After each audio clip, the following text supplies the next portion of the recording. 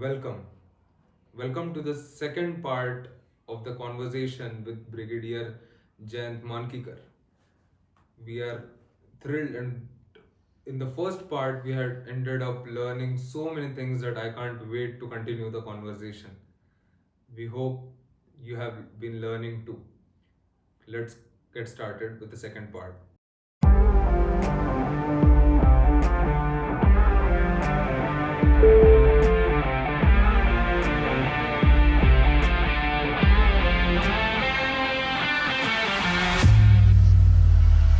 So, yes, sir. Moving ahead, continuing with the conversation. So, as we talked in the first part, you told about Akash missiles. So, we keep on hearing about a lot of missiles like Prithvi missiles, and not just missiles but like Tejas Mark II. There are army or defense particular is doing huge task about making equipments in India itself. And this somewhere, is under, of course, the Atmanirbhar Bharat plan or Make in India plan. So, how well are we doing in that sector?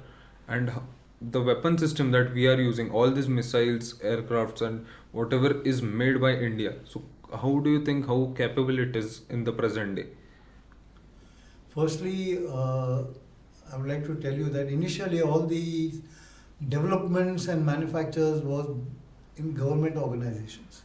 Bharat Electronics Limited for radar systems and such organizations were there. But since the present government has opened everything to the private sector, today you have in Pune the Kalyanis giving us a weapon system to the field artillery for a gun. Yeah. So we have got now things coming from our private sector, and if they're good, we can always sell it abroad. But the radar system so far is, I think, radar and missiles are still with the governmental organizations, and they're coming. Radar development of a missile system with all those electronic gadgets, it's time consuming. It can't be done overnight. Yes. And I, my personal opinion, if we give it into private sector, I think things may become a little more faster, maybe. Yes. I feel it's easier to whatever is the plan that we are doing, like even the tanks that are used or that are. What's the most important part in this?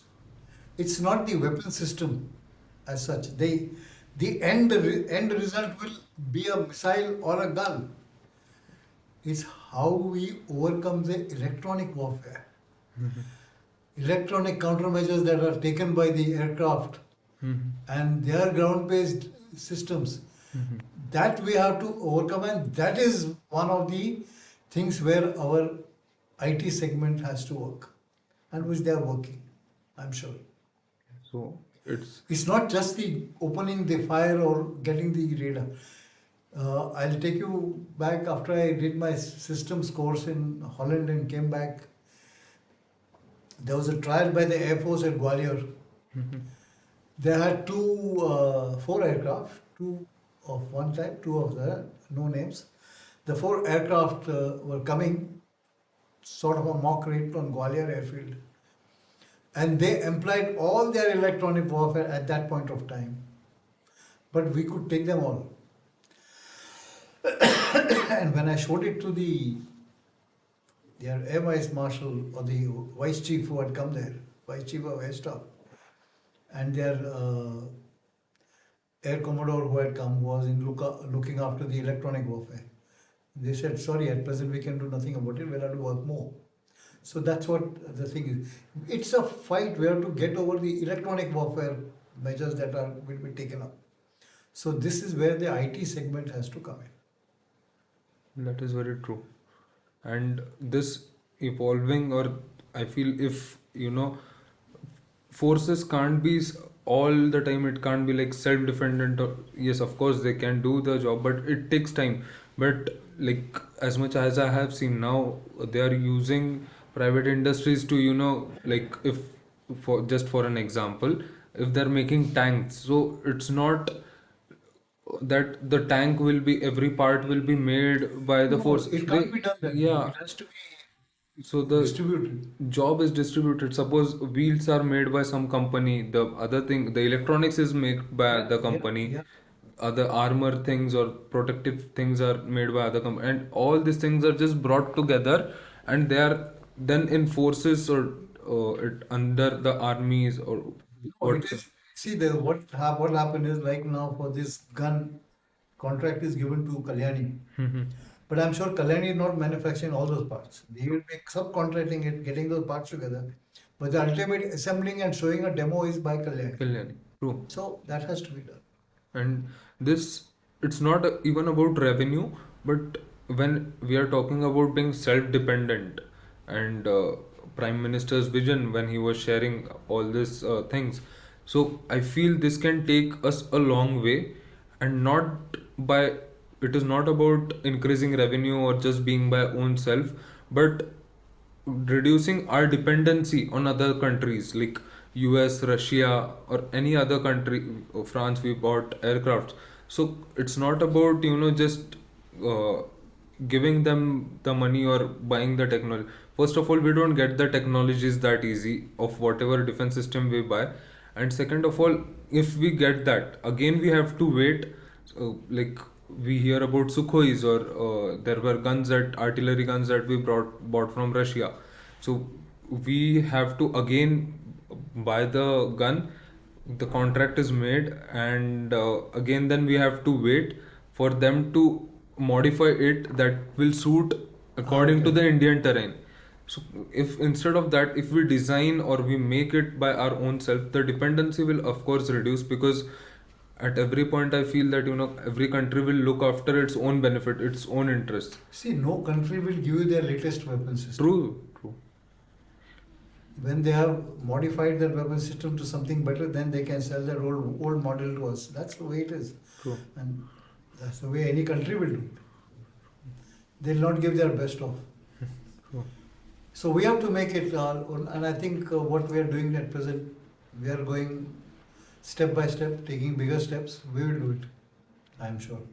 Yes, and I feel this Make in India project is going to go a really long way, and I feel we get to see more about it or more from it soon in the defense as well, in the defense sector, and especially as you mentioned, in the IT sector as well. Yeah, I'm sure it is must be working out. Yeah, like we don't even know how much we are growing, at what pace we are growing, Yes. and I feel it is somewhat better in that way. So developments will take place. All of us have to come together, and there has to be a will to do it. True. That is the leadership requirements. Yes. Going ahead, I would now like to move from the weapon system part of it Yes. to the army life. Yes. Yes. Army, there is a lot of people have a doubt, regarding all people doing IM course will become leaders. Sorry, uneducated person who was part of that tunnel was a leader when he said everyone goes back and I'll be the last man to come. That is a leader. You don't have to have education. You have to have a broad mind to understand human psychology and be able to get over your own fears and ensure that they don't get scared. So my this thing was I learned this in my very first unit. It was a Shilka battery in Devlali, where my officer commanding there, they were all asking because they were new raising, so they were taking ideas from what to do. So the second in command looked at these old, I mean, we call them old man, but the OC, he looked at me and said, Yes, Jayant, you tell, what do you think about this? And the second in command said, Sir, he's a youngster, kya karega? He said, No, he's come fresh from, we all have an army mind now. He's come fresh from civil mind. He'll be able to give you some ideas. So that opened my mind कि everything we say कि army वाला ही बता सकता है is not correct. You can get good views from a person who's not directly initially, in contact with them, has come with fresh ideas.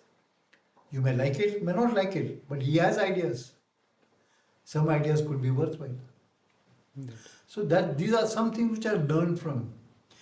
I once saw him in the jeep. He was crossing. A Jawan turned and saluted him, and he looked at him, smiled, and saluted back. I said, "Sir, you know him?" He said, "No." He said, "Why?"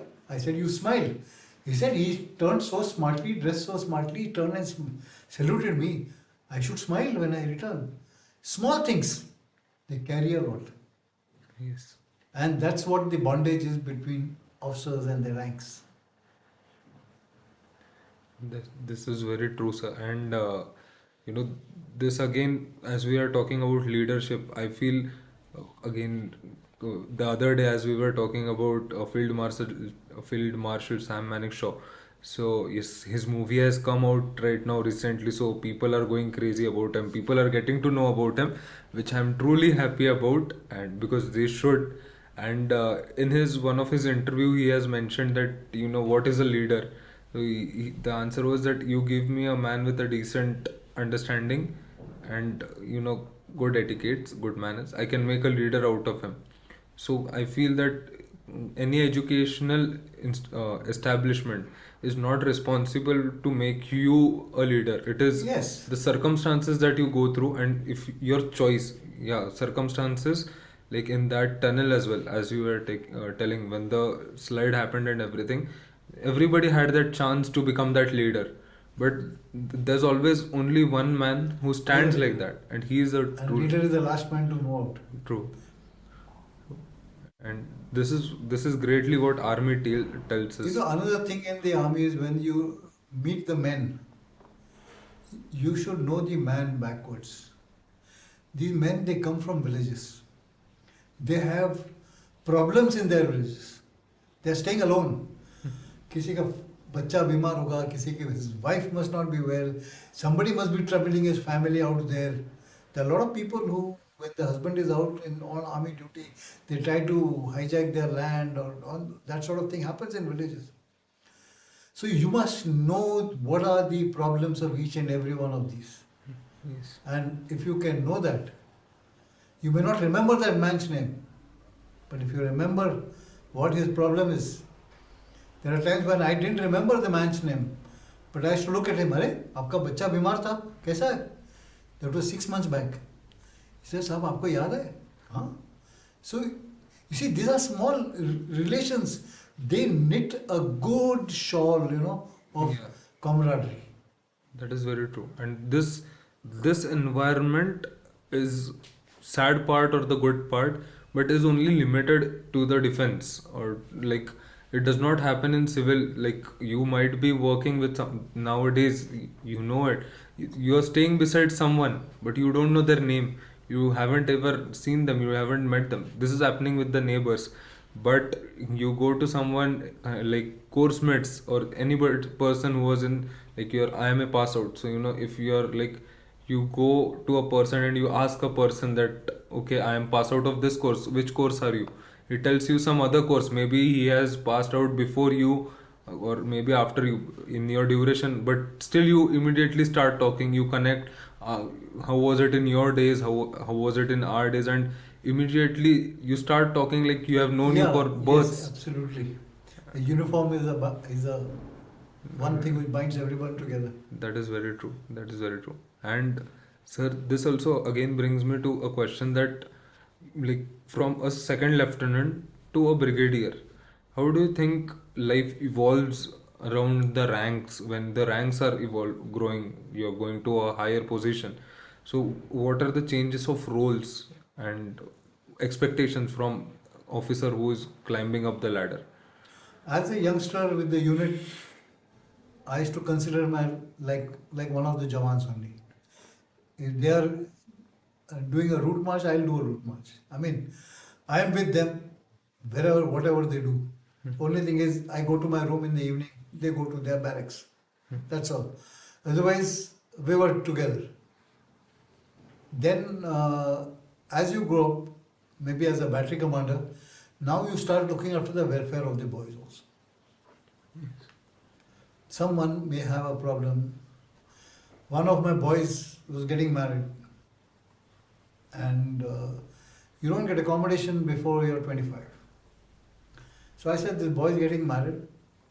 He's got about 9, 10 months to become 25.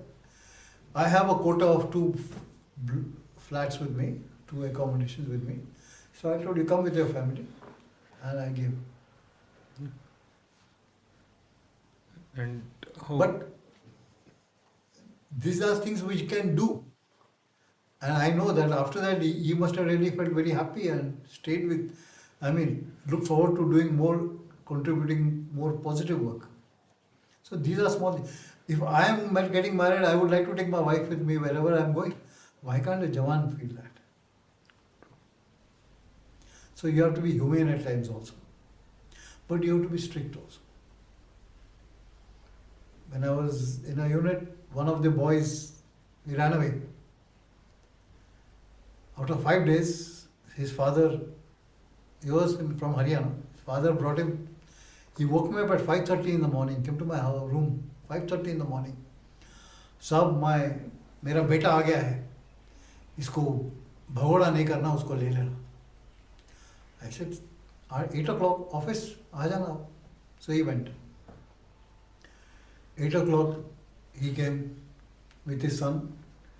I said, बेटे ने गलती किया, हाँ sir, सज़ा मिलेगी, पर भगोड़ा नहीं करेंगे.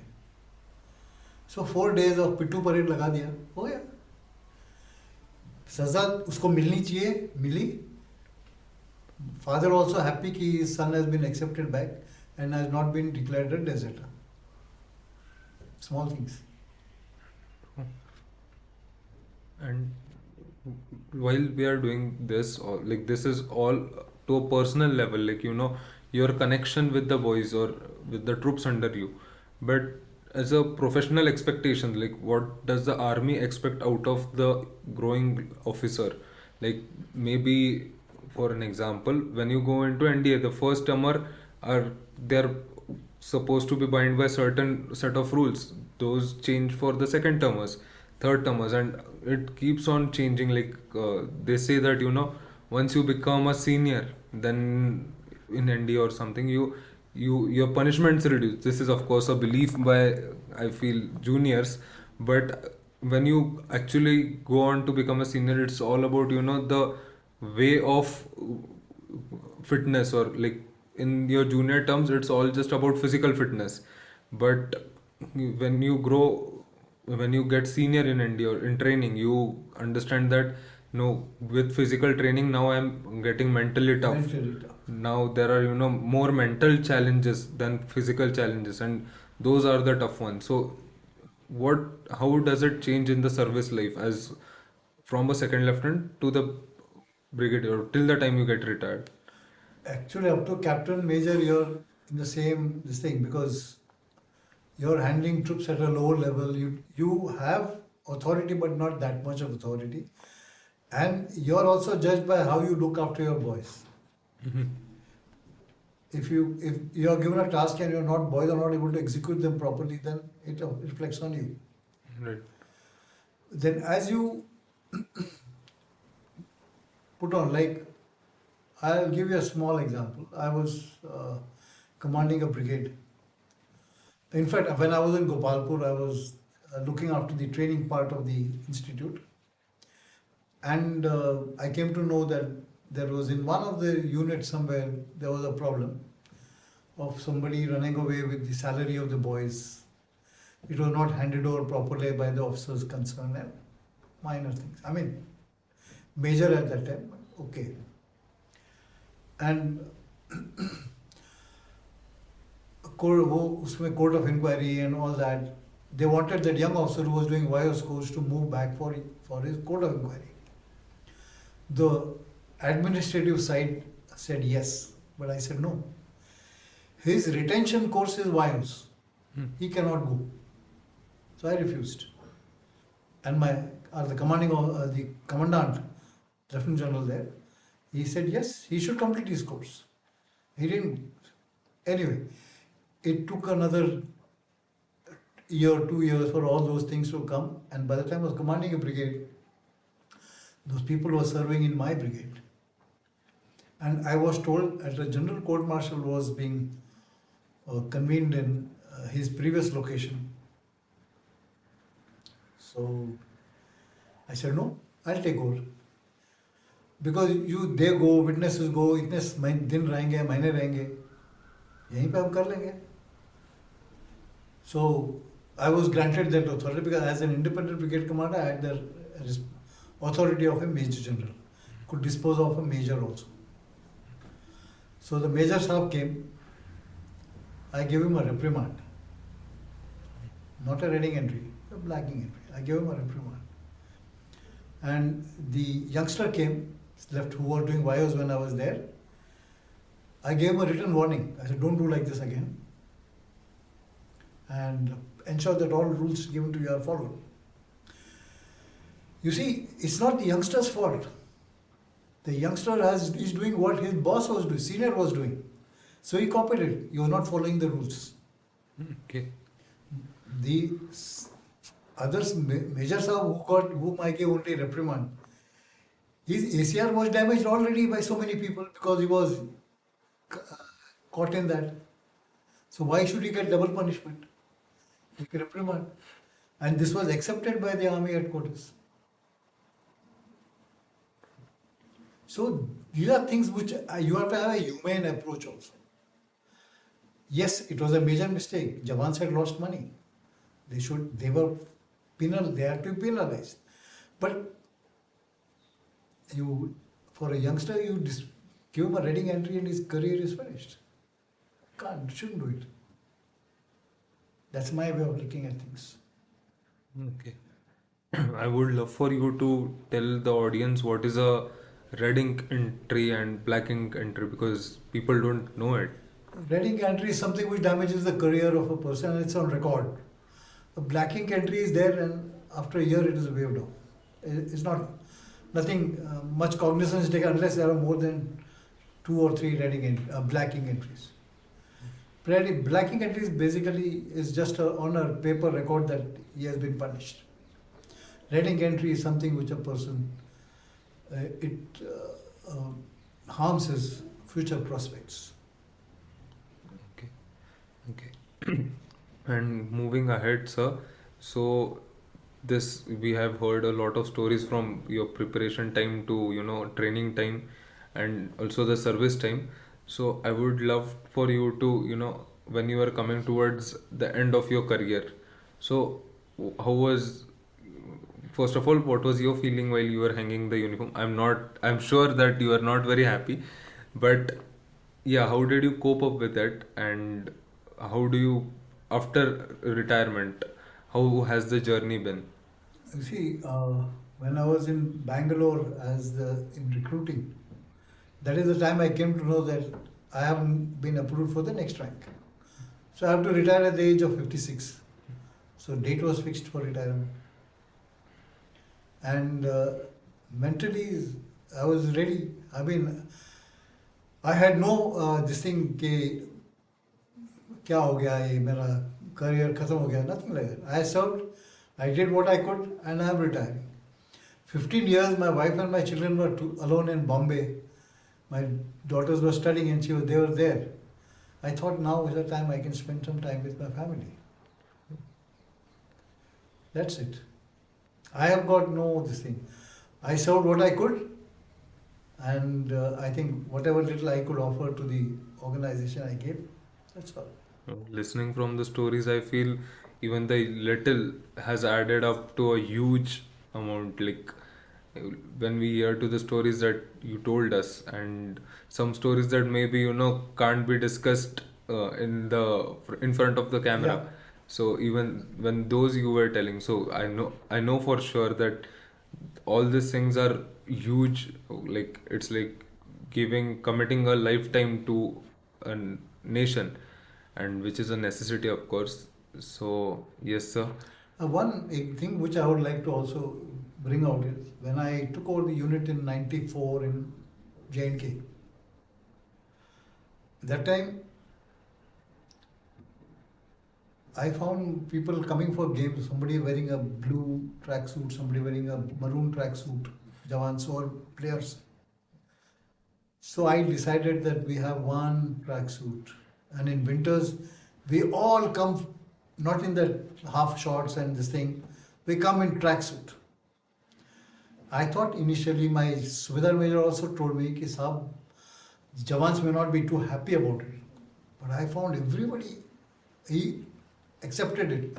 They bought the tracksuit which we made, and we had, behind the unit number of mine was 147, as you see here. I changed it to 147. That we should train ourselves that one troop of ours should be able to cater for 7 assaults by enemy aircraft. Okay. So we should be that fast, that precise. That was my this thing to give them 147. And I made one tracksuit for all, right from the commanding officer to the junior most person. Except that for officers we had our names written behind. 147 and name. For the JCOs and Jawan it was just 147. That's all. Color code was, everyone knew 147 unit kaun si hai, kya hai, all fine.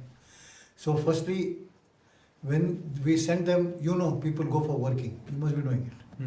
When the Jawans went for working, they would be in tracksuit. And they said, yeah, sportsmen ko bheja hai, pata nahi kyun. They never used to get any hard work that way. They were given supervisory, and they were all very happy. But that was the time the whole regiment used to come in one type of tracksuit. That was, I found, a little binding, the whole unit getting together. Of course, now over a period of time, they have changed the pattern of the tracksuit and things. It's now nearly 35 years since I handed over. So, But I feel that legacy still has stayed, which is a huge thing in itself, that small moment that was started. So yeah, yeah. No, I have got one more thing to tell you. Oh, that's wonderful. After retirement, I joined a security company. And I used to move around in that security company the way I used to work in the army, meeting the boys. I used to go meet boys in Hinjawadi, Wipro, then KPIT or something is there. वहाँ पे भी जाता था. I used to go and meet the security people. To go at night, go early morning. But somehow I wasn't very happy with the civil administration. People were not getting salary on time. People were not getting salary for those who were, just 2 days short of Lakshmi Pujan, they had no salary with them. So I requested for a transfer of 20 lakhs from the head office to my office. And I was told by the owner that when the calendar was published in January, we knew when Diwali was there. You should have planned for it. So I told him, I said, you remember I joined you only in May, but I still remember when Diwali was there. And if you think that I have not tried my best to get the money, then you don't know me. Give me 5 minutes, I'll withdraw my request for 20 lakhs. Next minute, within a minute, 2 minutes, I sent an email said that request may be cancelled. Disgusted, I sat in my vehicle. I was driving back when I got a call from my accounts manager. He said, "Sir, Infosys ने 20 lakhs transfer कर दिया है." You see, that was the thing. And we got 20 lakhs from Infosys. We got cash. All 20 lakhs in next 24 hours were distributed in cash. Union leader आके बोलता है, साहब जब तक आप हैं यूनियन नहीं बनेगा, और क्या चाहिए. But I was not very happy. So I left the job. After that I have not worked. I worked there only for 1 year. Feel it's truly very hard for coming out of the army, and then as we were talking, even in army you're doing your job, there's discipline, there's everything that's binding you, and basically it happens so that, yeah, there is of course individuality of everyone, Yeah. but everyone is working for the same goal, that is security of nation. There's very less personal uh, interest, or motives that are hidden, like I have this personal motive and for that he is working. It's basically everything, and after the training and everything, you are molded in a way that everything boils down to, yes, my nation comes first, everything last, even myself. So everybody is going with that intention, and when you come outside, people have all these selfish motives that, there's money, there's this and that, which of course you need to survive, or you need those things for your growth. But if that is an army man, when he comes out, he's not ready for that, or I feel it is very hard to directly accommodate to The civil way of life. yeah. And I feel this in a way, yes, you had done your job beautifully, you have done your service beautifully till the age of 56. So I feel, I know that I'm no one to judge or anything, but I know if being away from from your house for 15 years is quite a task. And when you come back, you should, I feel they should get the time. And I see the family now, and I'm really happy that finally you got to come back to your place. Yeah, and one or two things which I feel is that the youth of today, most of them, those who like, then I think the parents are maybe a little scared कि फौज में जाएगा. We have to understand that the complete force is not fighting at the same time. Out of all the people who are, what is the strength of the armed forces and how many people die? Yes. There are very few people who are lucky to die for the country. And but 90% people are scared of joining. Why? There's the fear factor. The fear factor is there on the road. You're crossing the road. Anything can happen. True. And at a age, we are living in a world right now where, Yeah. teenagers, the young teenagers, the early teenagers are getting heart attacks. And we are in a place where, all these people are dying by disease, deadly disease at such early ages. So no one is certain that, they are going to live for what span, or so, yes, if you are going to live a life, maybe you're outside, you're inside, you're going to die at 30, 35, maybe whatever age. Outside, you're going to die by 30, 35 by some accident or something. Yeah, I mean, the chances are there. So it's not something that one should be scared of. And in my opinion, in Frank, I feel there are many people who die at the road accident than they die at the borders protecting the country. Conscription is not the answer. Yes. But the youth should be motivated to join. And youth should be motivated to have country first, rest all. Sir, this, we end the discussion with the same note, that to the same youth, what would be your message from all your life, all your learnings? You know, my grandson listens to that song from Manikarnika. मैं रहूं या ना रहूं, भारत रहना चाहिए. Yes. Wow, this is one statement, and He listens to that. My nephew, one of my nephews, I mean, you must be knowing, his son, his grandson is in Germany, but he wants to come here and do it 11th, 12th and join the armed forces. So that should be the thing, to work for the country. Country should come first. that's very true. That's my answer.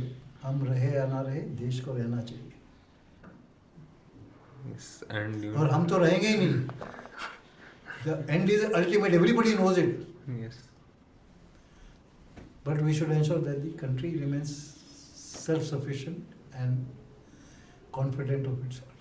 That's my answer to all. This one line, it was so subtle.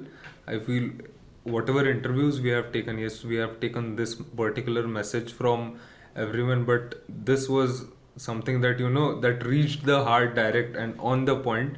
And I feel the audience that hears to this, I feel they get this to experience what you have experienced in this one line. So, thank you, sir. Thank you for being with us. And I would like to thank you for taking me from a small family, lower middle class family, to what I am today. You made me travel that journey and remember the whole 72 years that I have spent. sir, Thank you for it. sir, it is. I should be grateful to you that you're the person who has bind. You're the one of the person who has bind. As you said, you came from a small family, but you ended up binding country, a big country of the biggest population all over the world, and you made that a family. You protected that family and left your small family as a part of it. So I take this honor from this platform that we are very grateful for your service for our safety and Can I also thank somebody? yeah, yeah. I would like to thank my wife, who with staunchly stood behind whatever I was doing and told me not to worry about home. She'll look after the daughters, and they were staying in Bombay. She did that. For that, I must thank her. Ultimately, there is a reason why ladies are called the home minister. So if the home minister is there, you don't have to worry about anything. So yes, sir. Thanks a lot. Thanks a lot for being with us. Thank This you. was very inspiring, and I have learned a lot. And I hope you also enjoyed the conversation, and I I hope the audience enjoys it too. Thank you. I enjoyed. Yes. I enjoyed this journey. Thanks a lot. Sir. Thanks. Bye bye. That was Jayant Mankikar, sir. He, I say him without rank this time because you saw a man who, yes, was an army officer, but the man who has lived a full life, be it a family man, be it a soldier in the uniform, he has done it all and done it very well. It is a great honor that we got to meet him. I ended up learning a lot about life from him, and I hope you did too.